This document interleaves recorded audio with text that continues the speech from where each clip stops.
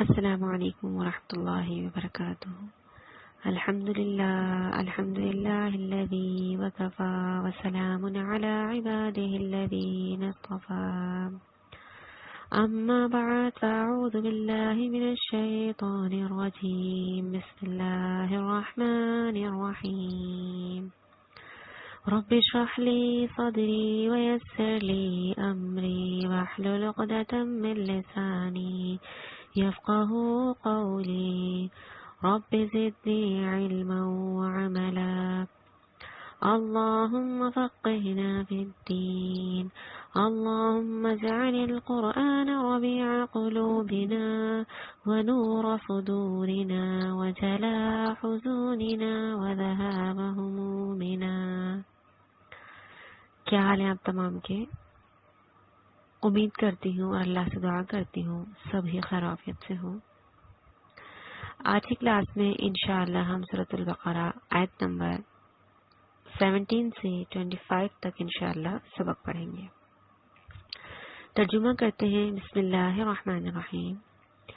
مثلہم، ان کی مثال، کمثل الذی، اس شخص کی سی ہے جس نے استوقد جلائی، نارا، آگ، فلما، پس جب اضاءت، روشن کر دیا اس نے، ما حولہ، جو اس کے ارد گرد ہے، ذہب اللہ بنورہم، لے گیا اللہ ان کی روشنی، وترکہم فی ظلمات، اور چھوڑ دیا انہیں اندھیروں میں، لا یبصرون، نہیں وہ دیکھتے، صم، بہرے ہیں، بکم، گونگے ہیں، عمی، اندھے ہیں، فہم لا یرجعون، بس وہ نہیں لوٹتے، او کصیب، یا زوردار بارش کسی ہے، من السماء، آسمان سے، فیہ، اس میں، ظلمات و رعد، اندھیرے ہیں اور گرج ہے، و برق، اور بجلی ہے، یجعلون، وہ ڈال لیتے ہیں یا کر لیتے ہیں، اصابعہم، اپنی انگلیاں، فی آذانہم، اپنے کانوں میں، من الصواعق، باوجہ کڑکوں کے، حذر الموت، موت کے ڈر سے، واللہ، اور اللہ، محیط بالکافرین، گھیرنے والا ہے کافروں کو، یکاد البرق، قریب ہے بجلی، یخطف ابصارہم، اچک لے جائے ان کی آنکھیں، کلما، جب بھی، اضاء لہم، وہ چمکتی ہے ان پر، مشوا، تو وہ چلنے لگتے ہیں، فی، اس میں، واذا اظلم، اور جب اندھیرا ہوتا ہے، علیہم، ان پر، قاموا، تو وہ کھڑے ہو جاتے ہیں، ولو شاء اللہ، اور اگر چاہے اللہ، لذهب بسمعہم، تو لے جائے ان کے کان، وابصارہم، اور ان کی آنکھیں، ان اللہ، بے شک اللہ، علی کل شیء قدیر، اوپر ہر چیز کے خوب قادر ہے، یا ایھا الناس اعبدوا، اے لوگو تم عبادت کرو، ربکم الذی، اپنے رب کی، وہ جس نے، خلقکم، تمہیں پیدا کیا، والذین، اور ان کو جو، من قبلکم، تم سے پہلے تھے، لعلکم تتقون، تاکہ تم متقی بن جاؤ، الذی، وہ جس نے، جعل، بنایا، لکم الارض، تمہارے لیے زمین کو، فراشا، بچھونا، والسماء، بناء، اور آسمان کو چھت، وانزل، اور اس نے نازل کیا، من السماء، آسمان سے، ماء، پانی، فاخرج، پس نکالا، بھی، ساتھ اس کے، من الثمرات، پھلوں سے، رزقا، رزق، لکم، تمہارے لیے، فلا تجعلوا، پس نہ تم ٹھہراؤ، للہ، اللہ کے لیے، اندازا، شریک، وانتم تعلمون، حالانکہ تم جانتے ہو، وان کنتم فی ریب، اور اگر ہو تم شک میں، مما، اس سے، جو نزلنا، نازل کیا ہم نے، علی عبدنا، اپنے بندے پر، فأتوا، تو تم لے آؤ، بسورۃ من مثلہ، ایک سورت اس جیسی، وادعوا شہداءکم، اور تم بلا لو اپنے مددگاروں کو، من دون اللہ، اللہ کے سوا، ان کنتم صادقین، اگر ہو تم سچے، فإن لم تفعلوا، پس اگر نہ تم کر سکو، ولن تفعلوا، اور ہرگز نہیں تم کر سکو گے، فاتقوا النار التی، پس بچ جاؤ اس آگ سے، وہ جو، وقودها الناس والحجارہ، اس کا ایندھن ہے لوگ اور پتھر، اعدت للکافرین، وہ تیار کی گئی ہے کافروں کے لیے، وبشر الذین، اور خوشخبری دے دیجیے ان لوگوں کو جو، آمنوا، ایمان لائے، وعملوا الصالحات، اور انہوں نے عمل کیے نیک، ان لہم جنات، یقیناً ان کے لیے باغات ہیں، تجری، بہتی ہیں، من تحتها الانہار، ان کے نیچے نہریں، کلما، جب بھی، رزقوا، وہ دیے جائیں گے، منہا، ان میں سے، من ثمرۃ، کوئی پھل، رزقا، بطور رزق کے، قالوا، تو وہ کہیں گے، ھذا الذی، یہ وہی ہے جو، رزقنا، ہم دیے گئے تھے، من قبل، اس سے پہلے، وأوتوا، اور وہ دیے جائیں گے، بھی، اس سے، متشابہہ، ملتے جلتے، متشابہہ ملتا جلتا، وَلَهُمْ اور ان کے لیے فیہا ان میں ازواج بیویاں ہیں مطہرات پاکیزہ، وہم فیہا خالدون اور وہ ان میں ہمیشہ رہیں گے۔ یہاں پہ ہم نے آیت نمبر 25 تک ترجمہ سمجھا، بنا آیت کی تفسیر کی طرف بڑھتے ہیں۔ آیت نمبر 17 سورہ بقرہ، اللہ کہتے ہیں ان کی مثال اس شخص کسی ہے جس نے آگ جلائی، پس آس پاس کی چیزیں روشنی میں آئی تھیں کہ اللہ ان کے نور کو لے گیا اور انہیں اندھیروں میں چھوڑ دیا جو نہیں دیکھتے۔ حضرت عبداللہ بن مسعود رضی اللہ تعالی اور دیگر صحابہ نے اس کا مطلب یہ بیان فرمایا کہ نبی کریم صلی اللہ علیہ وآلہ وسلم جب مدینہ تشریف لائے تو کچھ لوگ مسلمان ہو گئے، لیکن پھر جلد ہی منافقت اختیار کر لی۔ اللہ کے نبی کے کہنے پر مسلمان ہوئے تو لیکن فوراً ہی جلد ہی منافق ہو گئے۔ اللہ ان کی مثال کس شخص کی طرح بیان فرماتے ہیں، اللہ کہتے ہیں ایسے منافقوں کی مثال اس شخص کی سی ہے جو اندھیرے میں تھا، اس نے روشنی جلائی جس سے اس کا ماحول روشن ہو گیا اور مفید اور نقصان دہ چیزیں اس پر واضح ہو گئیں۔ دفعتاً جو روشنی تھی وہ اچانک بجھ گئی اور وہ دوبارہ سے سابقہ جو تاریکیاں تھیں، جو اندھیرے تھے، اس میں گر گیا۔ اللہ کہتے ہیں یہی حال منافقین کا ہے۔ پہلے وہ شرک کی تاریکی میں تھے، مسلمان ہوئے تو روشنی میں آ گئے، حلال اور حرام کی انہیں تمیز ہو گئی، خیر اور شر کو پہچان لیا۔ پھر وہ جب دوبارہ کفر اور نفاق کی طرف لوٹ گئے تو ساری روشنی جو ان کو ملی تھی مسلمان ہونے کی وجہ سے وہ روشنی جاتی رہی۔ اللہ کہتے ہیں بہرے گونگے اندھے ہیں پس وہ نہیں لوٹتے، یعنی ان کی حالت ایسی ہو گئی ہے کہ حق بات سننے کے لیے بہرے ہیں، حق کہنے کے لحاظ سے گونگے ہیں، اور حق سامنے موجود ہو تب بھی انہیں نظر نہیں آ رہا ہوتا۔ ان منافق لوگوں کا یہ حال ہو گیا ہے۔ آگے فرمایا یا آسمانی برسات کی طرح جس میں اندھیریاں اور گرج اور بجلی ہو، موت سے ڈر کر کڑاکے کی وجہ سے اپنی انگلیاں اپنے کانوں میں ڈال لیتے ہیں، اور اللہ تعالیٰ کافروں کو گھیرنے والا ہے۔ قریب ہے کہ بجلی ان کی آنکھیں اچک لے جائے، جب ان کے لیے روشنی کرتی ہے تو اس میں چلتے پھرتے ہیں، اور جب ان پر اندھیرا کرتی ہے تو کھڑے ہو جاتے ہیں۔ اور اگر اللہ تعالیٰ چاہے تو ان کے کانوں اور آنکھوں کو بیکار کر دے، یقیناً اللہ تعالیٰ ہر چیز پر قدرت رکھنے والا ہے۔ اب اللہ تعالیٰ منافقین کے ایک اور گروہ کا تذکرہ کرتے ہیں۔ فرمایا یہ منافقین ایسے منافق ہیں کہ جب کبھی ان پر حق واضح ہوتا ہے تو وہ اس حق کے بارے میں شک و شبہ میں پڑ جاتے ہیں۔ اللہ کہتے ہیں ان کے دل شک اور تردد میں اس بارش کی طرح ہیں جو اندھیروں میں اترتی ہے، گرج چمک سے ان کے دل ڈر سے جاتے ہیں، حتیٰ کہ خوف کے مارے یہ اپنی انگلیاں اپنے کانوں میں ٹھونس لیتے ہیں۔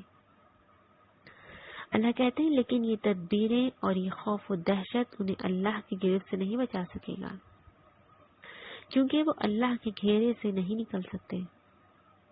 یہ ایسے لوگ ہیں کبھی حق کی کرنیں ان پر پڑتی ہیں تو حق کی طرف ہی جھک پڑتے ہیں، لیکن پھر جب اسلام یا مسلمانوں پر مشکلات کا کوئی دور آتا ہے تو یہ حیران اور سرگرداں کھڑے ہو جاتے ہیں۔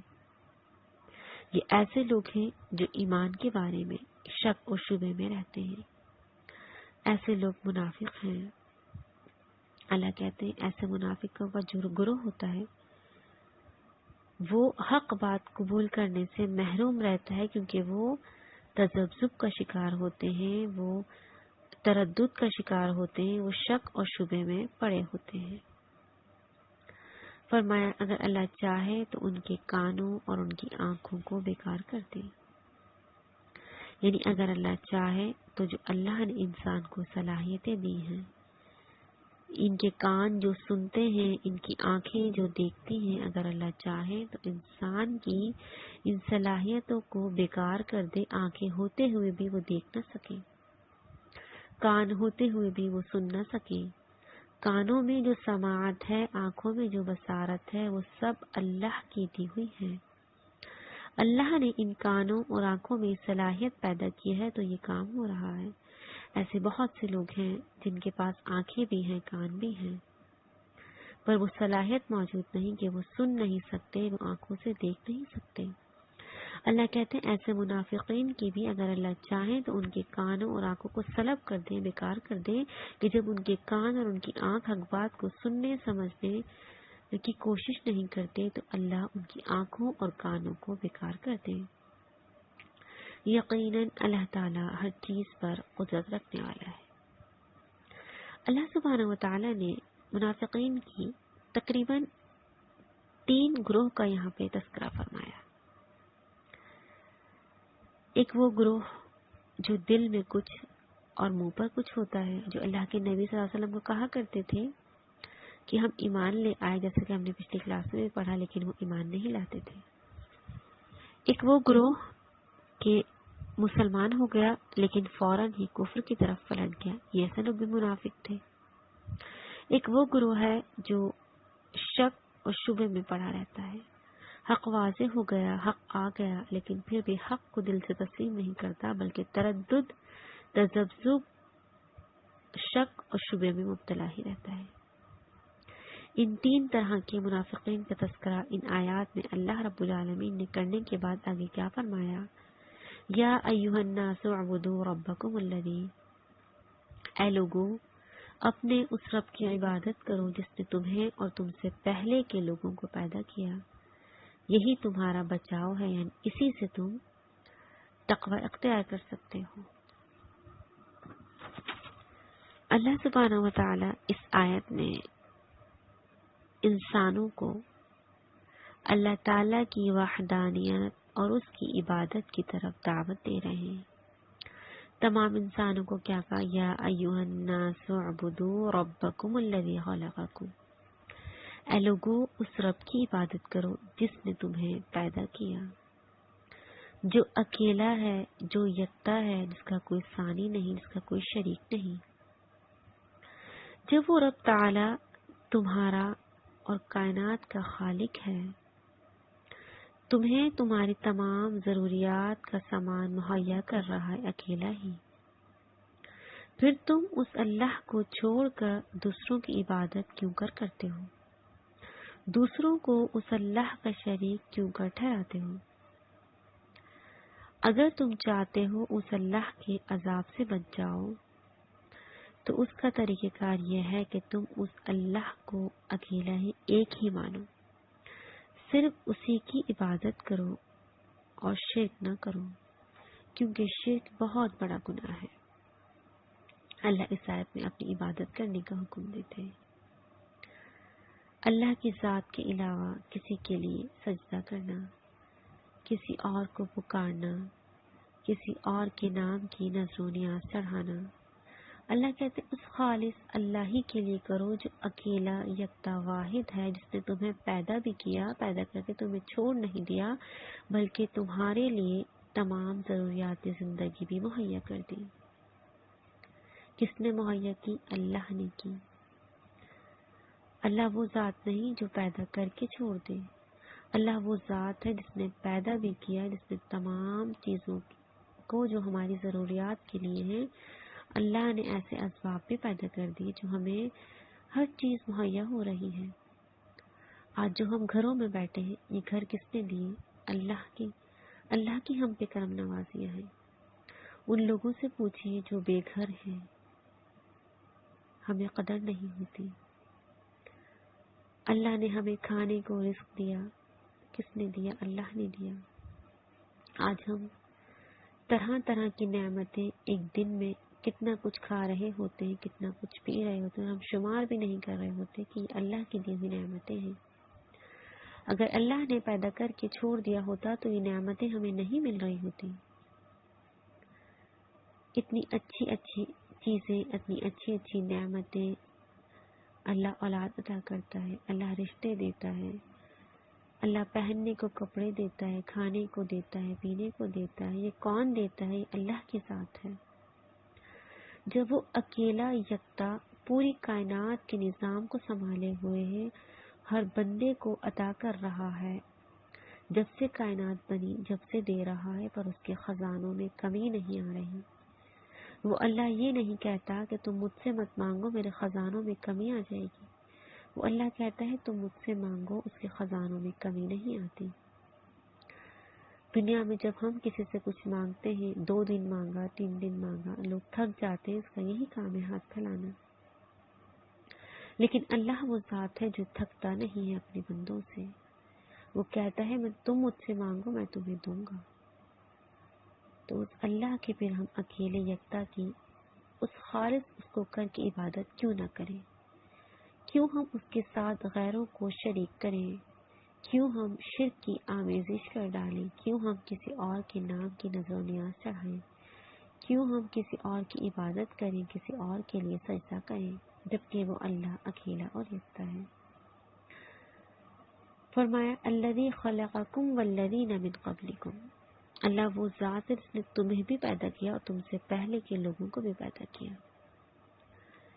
یعنی یہ کائنات آج نہیں بنی، فرمایا تم سے پہلے کے لوگ بھی جو تھے ان کو بھی کس نے پیدا کیا؟ اللہ ہی نے پیدا کیا۔ ان کے لیے بھی تمام انتظامات کس نے کیے؟ اللہ ہی نے کیے۔ لعلکم تتقون، تاکہ تم پرہیزگار بن جاؤ، تاکہ تم بچ جاؤ، اپنا بچاؤ کر لو۔ اور جب تم اللہ کی عبادت کرو گے، شرک سے بچ جاؤ گے، اللہ کی وحدانیت کا انکار نہیں کرو گے، اللہ کو ایک مانو گے، تو تم بچ جاؤ گے، اللہ کے عذابات سے بچ جاؤ گے۔ اللہ تعالی ہم تمام کو صحیح معنوں میں عبادت کرنے کی توفیق دے۔ فرمایا جس نے تمہارے لیے زمین کو فرش اور آسمان کو چھت بنایا اور آسمان سے پانی اتار کر اس سے پھل پیدا کر کے روزی دے دی، خبردار باوجود جاننے کے اللہ کے شریک مقرر نہ کرو۔ اب اللہ کیا کہتے ہیں؟ اللہ نے تمہارے لیے کیا کچھ پیدا کیا؟ تمہارے لیے زمین کو فرش اور آسمان کو چھت بنا دیا۔ یہ آسمان و زمین بھی اللہ نے ہمارے لیے ہی مسخر کی ہیں۔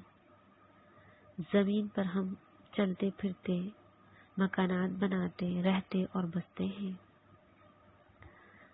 آسمان کو چھت بنا دیا، سائبان بنا دیا۔ اللہ نے اس زمین کو ہمارے لیے کیسا جو ہے وہ مسخر کر دیا۔ یہ زمین ہلتی نہیں، اس میں پہاڑوں کو نصب کر دیا۔ تمام چیزیں کس کے لیے؟ انسان کے لیے۔ اللہ نے آسمان سے پانی اتار کر اس سے پھل پیدا کر کے تمہیں روزی دے دی۔ اللہ بتا رہے ہیں دیکھو پیدا کرنے کے بعد اللہ نے کس کس طرح سے تمہارے لیے چیزوں کو مسخر کیا، کس کے لیے کیا؟ اے انسان تیرے لیے کیا، اللہ کہتے ہیں۔ جب اللہ نے یہ تمام چیزیں تمہارے لیے پیدا کر دی، روزی کے بھی ذریعے بنا دی، رہنے سہنے کے بھی انتظام کر دیا، زمین کو بھی بنا دیا، آسمان کو بھی بنا دیا، روزیاں بھی دے دی، تمہیں پیدا بھی کر دیا، تو پھر اس کے باوجود تم اللہ کے ساتھ شریک کیوں مقرر کرتے ہو؟ پھر تو تمہیں چاہیے کہ تم اللہ کے ساتھ شریک نہ ٹھہراؤ، تم اس کو ایک ہی جانو کہ جس نے تمہارے لیے اتنا کچھ کیا اور اس نظام کو سنبھالے ہوئے جو اکیلا اور یکتا ہے، پھر بھی تم اس کے ساتھ شریک ٹھہراتے ہو۔ پھر فرمایا ہم نے جو کچھ اپنے بندے پر اتارا ہے اس میں اگر تمہیں شک ہو اور تم سچے ہو تو اس جیسی ایک صورت تو بنا لاؤ، تمہیں اختیار ہے کہ اللہ تعالیٰ کے سوا اپنے مددگاروں کو بھی بلا لو۔ اب اللہ تعالیٰ کیا کہتے ہیں؟ پہلے توحید کا تذکرہ آ رہا تھا، اللہ کی وحدانیت کا اقرار کرو، اس کو ایک مانو۔ اب رسالت کا بیان کہ ہم نے اپنے بندے پر جو کتاب اتاری، اگر اس کتاب کے نازل ہونے میں کہ اللہ کی طرف سے نازل شدہ کتاب نہیں ہے، تمہیں کوئی شک ہے، کوئی تردد ہے، کسی شک اور شبے میں ہو، تو اپنے حمایتوں کو، اپنے ساتھیوں کو، اپنے مددگاروں کو ملا کر اس جیسی ایک صورت ہی بنا کر دکھا دو۔ اور اگر ایسا نہیں کر سکتے تو تمہیں سمجھ لینا چاہیے کہ واقعی یہ کلام کسی انسان کی کاوش نہیں ہے، یہ تو کلام الہی ہی ہے۔ اور ہم پر اور رسالت محمدیہ پر ایمان لا کر جہنم کی آگ سے بچنے کی سعی کرنی چاہیے۔ فرمایا ہمیں کیا کرنا ہے؟ اپنے آپ کو جہنم سے بچانے کی کوشش کرنی ہے، کیونکہ یہ جو کتاب ہے یہ اللہ کی طرف سے نازل کردہ کتاب ہے۔ جن لوگوں کو شک ہے یہ اللہ کی طرف سے نازل کردہ نہیں ہے، جو اللہ کے نبی کو جادوگر کہا کرتے تھے، جو دیوانہ کہا کرتے تھے، جو من گھڑت کہانیاں کہا کرتے تھے، اس نے گھر لیے اپنے پاس سے۔ اللہ کہتے ہیں اس میں شک اور شبہ نہ کرو، یہ تو اللہ کی طرف سے لائی ہوئی کتاب ہے، اگر تمہیں شک اور شبہ ہے تو لاؤ، تم لے آؤ جیسی یہ کتاب۔ پوری کتاب تو کیا کوئی ایک سورت، کوئی ایک آیت بھی اس قرآن جیسی نہیں بنا سکتا۔ ہر انسان اس سے عاجز ہے۔ تو پھر جان لو جب تم یہ نہیں کر سکتے، کیونکہ یہ کسی انسان نے نہیں بنایا، یہ کلام الہی ہے، یہ اللہ کا کلام ہے۔ ہمیں کیا کرنا ہے؟ اس میں ڈھونڈنا ہے راستہ، وہ راستہ جو ہمیں جنت کی طرف لے کر جائے، اور جہنم کی آگ سے اپنے آپ کو بچانے کی کوشش کرنی ہے۔ اور وہ طریقہ ہمیں کون سکھائے گا؟ یہ کلام سکھائے گا۔ اور فرمایا بس اگر تم نے نہ کیا اور تم ہرگز نہیں کر سکتے تو اسے سچا مان کر اس آگ سے بچو جس کا ایندھن انسان اور پتھر ہیں، جو کافروں کے لیے تیار کی گئی ہے۔ فرمایا تم ایسا ہرگز نہیں کر سکتے، کیونکہ تمہارے بس کی یہ بات نہیں، اللہ کا کلام ہے۔ فرمایا جب تم میں اتنی طاقت نہیں، قوت نہیں، بساط نہیں کہ تم ایسا کر سکو، تمہارا کیا کام ہے؟ اپنے آپ کو دوزخ کی آگ سے بچا لو اور اس آگ سے ڈر جاؤ۔ فاتقوا النار التي وقودها الناس والحجارہ۔ فرمایا تو پھر اس دوزخ کی آگ سے ڈر جاؤ جس کا ایندھن انسان اور پتھر ہوں گے۔ تقوی، اتقا یعنی ڈرنا، اور تقوی کیا ہے؟ جو تقوی کا مفہوم آتا ہے وہ 3 معنوں میں سمجھا جاتا ہے۔ نمبر 1 ڈرنا، نمبر 2 بچنا، نمبر 3 پرہیز کرنا۔ گویا تقوی کے معنی اپنے نفس کو ہر اس چیز سے بچانا ہے جس سے نقصان پہنچنے کا اندیشہ ہو۔ شرعی اصطلاح میں اپنے آپ کو ہر اس چیز سے بچانے کا نام تقوی ہے جو گناہ ہو۔ جن امور سے شریعت نے منع کیا ہے انہیں چھوڑنے سے یہ بات حاصل ہو جاتی ہے۔ غرض یہ کہ جو تقوی ہے وہ نواہی کو چھوڑنا بھی ہے، اور جن کاموں کے کرنے کا حکم دیا گیا ہے وہ کرنا بھی تقوی میں شامل ہے۔ بے حیائی کے کاموں سے بھی خود کو روکنا تقوی میں شامل ہے۔ اور متقی وہ شخص ہوگا جو نمازوں کو ادا کرتا ہوگا، عبادات کرتا ہوگا، گناہوں سے بچنے والا ہوگا، جن کاموں کے کرنے کا حکم ہے وہ کرتا ہوگا، جن کرنے سے منع کیا گیا ان سے بچتا ہوگا۔ تو فرمایا اپنے آپ کو دوزخ کی آگ سے بچا لو جس کا ایندھن انسان اور پتھر ہوں گے، اور وہ دوزخ کی آگ ایسی ہے کہ کافروں کے لیے تیار کی گئی ہے۔ فرمایا کہ تمہارا کام کیا ہے؟ اپنے آپ کو دوزخ کے عذاب سے بچاؤ۔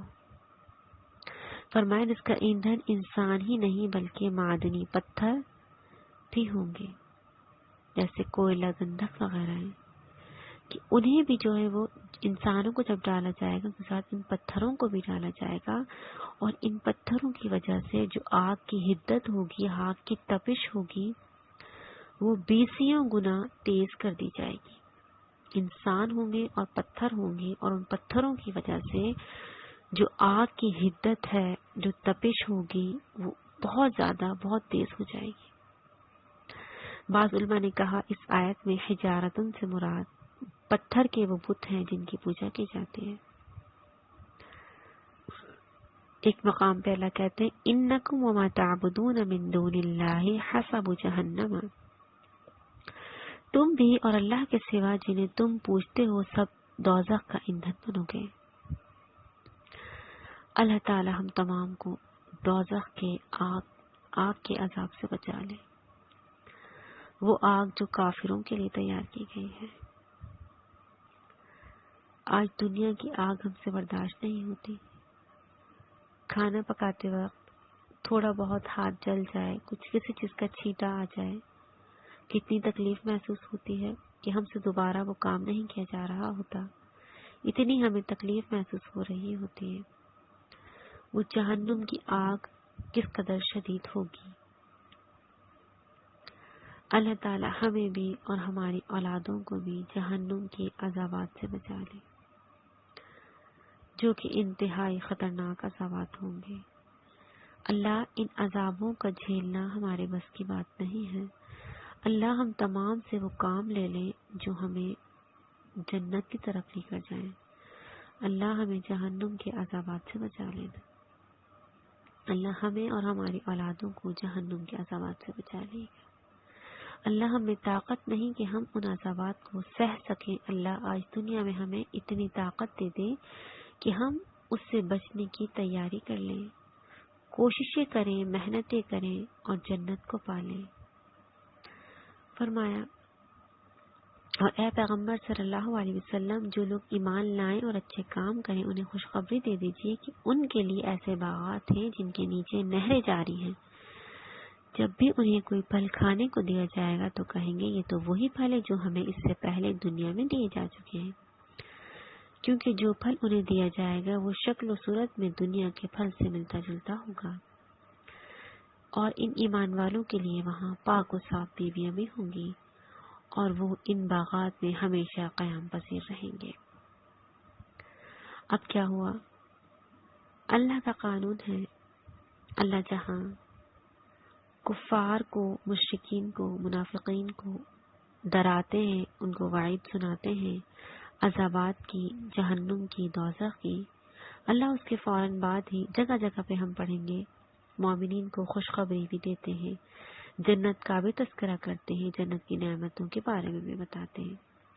اب اللہ نے آگ کے بارے میں بتانے کے بعد جنت کا تذکرہ فرمایا،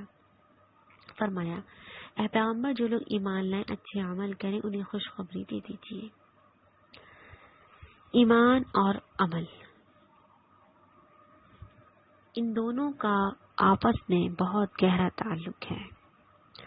جب انسان ایمان لے آئے تو اس کے ساتھ عمل صالح یعنی نیک اعمال کا کرنا بھی بہت ضروری ہے،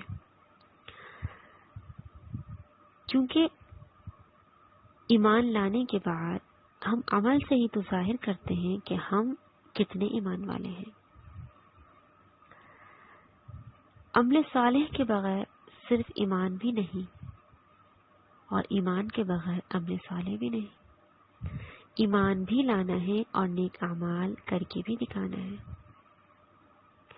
عمل صالح کیا ہے؟ نیک اعمال، وہ اعمال جو سنت کے مطابق ہوں، جن اعمال کو کر کے ہمیں اللہ کی رضا حاصل ہو جائے، جن اعمال کو ہم خالص نیت کے ساتھ کریں، صرف اور صرف اللہ کی رضا کے لیے۔ ہر وہ کام جو سنت کے خلاف ہوگا، جو نمود اور نمائش کے لیے ہوگا، ریاکاری کے لیے ہوگا، ایسا عمل تو اللہ کے پاس قابل قبول نہیں ہے۔ ایمان لانے کے بعد ہمیں نیک اعمال کرنے ہیں، اور نیک اعمال کی مختلف چیزیں ہمیں ملتی ہیں۔ حقوق اللہ کے ذریعے بھی ہم نیکیاں سمیٹ سکتے ہیں، نیکیاں کر سکتے ہیں، اور حقوق العباد بھی ادا کر کے ہم نیکیوں کو سمیٹ سکتے ہیں۔ تو ایمان لائے تو نیک عمل کرنے ہیں، اور جب نیک عمل کریں گے تو اللہ خوشخبری سنا رہے ہیں کہ ایسے لوگوں کے لیے جو ایمان لائے، نیک عمل کیے، ان کو جنتوں کی خوشخبریاں دے دیجیے۔ پتہ کیا چلا؟ جب ایمان لائیں گے تو ہمیں نیک اعمال کرنے ہیں، اور جب نیک اعمال کریں گے تو اللہ ہمیں جنت عطا کریں گے انشاءاللہ۔ وہ جنت کیسی جنت ہوگی؟ جن کے نیچے نہریں بہہ رہی ہیں۔ جب کبھی وہ پھلوں کا رزق دیے جائیں گے اور ہم شکل لائے جائیں گے تو کہیں گے یہ وہی ہیں جو ہم اس سے پہلے دیے گئے تھے۔ اب یہاں پر جو متشابہہ آیا یعنی ملتا جلتا، اب یا تو جنت کے تمام میووں کا آپس میں ہم شکل ہونا ہے اس سے مراد، یا دنیا کے میووں کی طرح ہم شکل ہونا ہے، یعنی دنیا کی طرح کے میوے ہوں گے۔ اب جو جنت کے میوے ہوں گے اگر وہ یعنی دیکھنے میں دنیا کے میووں کی طرح لگ رہے ہوں گے یا تمام جنت کے میوے ایک طرح کے ہوں گے، لیکن ان کا جو ذائقہ ہوگا وہ دنیا کے ذائقوں سے کئی گنا زیادہ ہوگا. کیونکہ یہ جو دنیا کی نعمتیں ہیں، یہ دنیا کی نعمتیں جو ہمیں کتنی لذیذ لگ رہی ہوتی ہیں، لیکن جو جنتیوں کو ملے گا اللہ کہتے ہیں وہ انتہائی مزیدار اور ذائقے والا ہوگا. حدیث میں جنت کی نعمتوں کے بارے میں آتا ہے ما لا عین رأت ولا اذن سمعت ولا خطر علی قلب بشر. کہ جنت کی نعمتیں تو وہ نعمتیں ہیں نہ کسی آنکھ نے انہیں دیکھا، نہ کسی کان نے ان کے بارے میں سنا، اور نہ کسی انسان کے دل میں ان کا گمان بھی گزرا ہوگا. یہ وہ نعمتیں ہیں. آج دنیا میں الحمدللہ اللہ نے ہمیں کیا کچھ عطا کیا، کتنی نعمتیں ہیں، اور ہماری کوشش یہ ہوتی ہے، دعا یہ ہوتی ہے اللہ ہمیں یہ نعمت بھی عطا کر دے، یہ نعمت بھی عطا کر دے. لیکن اللہ کہتے ہیں جو جنتی ہوں گے اللہ انہیں یہ تمام نعمتیں عطا کریں گے، اور وہ نعمتیں ایسی نعمتیں نہیں ہوں گی بلکہ اس کے بارے میں تو کبھی ہم نے کسی دل نے گمان بھی نہ کیا ہوگا، کسی آنکھ نے انہیں دیکھا بھی نہ ہوگا، کسی کان نے سنا بھی نہ ہوگا. تو وہ نعمتیں کیا نعمتیں ہوں گی. اللہ سے دعا کرتے ہیں اللہ ہمیں بھی وہ نعمتیں عطا کر دیجیے. اللہ ہم آپ کی ہر ہر نعمت کے محتاج ہیں. اللہ اس دنیا میں بھی اور آخرت میں بھی، اللہ جنت میں بھی ہمیں عطا کر دیجیے. فرمایا ان کے لیے بیویاں ہیں صاف ستھری، یعنی ایسی بیویاں ہوں گی جو حیض اور نفاق سے پاک ہوں گی. جو دیگر گندگیاں ہیں، علائشیں ہیں، اللہ کہتے ہیں تمام بول و براز اخلاق رذیلہ سے پاک صاف ہوں گی. اللہ انہیں ایسی بیویاں دیں گے اور وہ ان جنتوں میں ہمیشہ رہنے والے ہوں گے. خلود کے معنی ہوتے ہیں خالدون جو ہے یہاں پہ کہ ہمیشہ یعنی ہمیشہ ہمیشہ. اہل جنت ہمیشہ کے لیے جنت میں چلے جائیں گے اور خوش رہیں گے، اور جو اہل دوزخ ہوں گے وہ ہمیشہ ہمیشہ کے لیے جہنم میں چلے جائیں گے اور عذاب میں مبتلا رہیں گے. حدیث میں آتا ہے جنت اور جہنم میں جانے کے بعد ایک فرشتہ اعلان کرے گا، بخاری کی حدیث ہے، اے جہنمیوں اب موت نہیں ہے، اور اے جنتیوں اب موت نہیں ہے. جو فریق جس حالت میں ہے اسی حالت میں ہمیشہ رہے گا. اللہ دل کی گہرائیوں سے گڑ گڑا کر دعا کرتے ہیں اللہ ہمیں جنت عطا کر دیجیے گا، ہمیں جہنم کے عذابات سے بچا لیجیے گا. اللہ ہمیں ہمیشہ ہمیشہ جنت میں رہنا ہے. اللہ اس کا سوال کرتے ہیں اللہ ہمیں جہنم سے بچا لیجیے گا. وہ جنت جس کی نعمتیں بے شمار ہیں، جو انتہائی عزت اور اکرام کی جگہ ہے، جہاں سلامتیاں پیش کی جائیں گی. اللہ ہمیں وہ جنت عطا کر دیجیے گا اور ہمیں توفیق دے دیجیے کہ اللہ ہم نیک اعمال کر لیں جس کو کر کے ہم اس جنت کو پا سکتے ہیں. اب ہم نے اس آیت میں یہ سمجھا کہ ایمان لانا ہے اور نیک عمل کرنے ہیں. اب ہمیں یہ کرنا ہے کہ جب ہم چاہتے ہیں ہمیں جنت ملے تو ایمان کے ساتھ ساتھ نیک اعمال ہمیں کرنے ضروری ہیں. کوشش کرنی ہے اپنی روٹین ایسی بنانی ہے کہ حقوق اللہ اور حقوق العباد کو اس طرح سے ادا کریں کہ وہ ہماری نیکیوں میں شامل ہو جائیں. بہت سے موقع ہوتے ہیں نیکیاں کرنے کے، اگر ہم نیکیاں سمیٹنا چاہیں، نیکیوں کو بٹورنا چاہیں، نیکیوں میں سبقت لے جانا چاہیں تو بہت سے اللہ نے طریقے بتائے ہمیں قرآن و حدیث سے ملتے ہیں. تو ہمیں انشاءاللہ کوشش کرنی ہے کہ ہمیں جنت کو پانا ہے انشاءاللہ. اللہ سے دعا کرتے ہیں اللہ جس طرح اس گروپ میں آپ نے ہم تمام کو جمع کیا، اللہ ہم تمام کو جنت میں بھی اسی طرح اکٹھا کر دینا. اللہ ہم آپ کی جنت کا سوال آپ سے کرتے ہیں، اللہ ہمیں جہنم سے بچا کر جنت عطا کر دیجیے. اللہ اس قرآن سے جڑ کر ہمیں وہ راستہ سیکھنا اور سمجھنے والا بنا دیجیے صحیح طور پر، کہ جو راستہ ہمیں جنت کی طرف لے کر چلا جائے. اللہ قرآن کو پڑھ تو رہے ہیں، سمجھ تو رہے ہیں، پڑھا تو رہے ہیں. اللہ اس طرح سے اس پر عمل کرنے والا، اس کو سمجھنے والا بنا دے کہ جس طرح سے اس کا حق ہے، جس طرح سے اس پر عمل کرنا چاہیے. اللہ ہم اس طرح سے نہیں کرتے جس طرح سے اس کا حق ہے، ہم سے کوتاہیاں ہو جاتی ہیں، انسان ہونے کے ناطے غلطیاں ہو جاتی ہیں، اللہ ہمیں معاف کر دے اور ہمیں توفیق دے دیں کہ ہم اس طرح سے سب کچھ کر سکیں کہ جن کو کر کے ہم جنت کو پالیں۔ تو یہاں پر الحمدللہ ہماری آیت نمبر 25 تک ترجمہ تفسیر مکمل ہو گیا ہے۔ اللہ سے دل کی گہرائیوں کے ساتھ دعا کرتے ہیں اللہ تعالی ہمیں صحیح طور پر قرآن مجید سیکھنے اور سمجھنے والا بنا دے۔ اس کے پڑھانے میں جو کوتاہیاں ہو رہی ہیں اللہ معاف کر دے۔ تو انشاءاللہ زندگی رہی اللہ نے چاہا تو ہم آئندہ کلاس میں ملیں گے۔ آپ سب اپنا خیال رکھیے گا، خاص دعا میں یاد رکھیے گا۔ اللہ حافظ۔ سبحانک اللہم و بحمدک نشہد ان لا الہ الا انت نستغفرک و نتوب الیک وصلی اللہ تعالی علی خیر خلقہ محمد و آلہ وصحبہ اجمعین برحمتک یا ارحم الراحمین۔ السلام علیکم ورحمۃ اللہ وبرکاتہ۔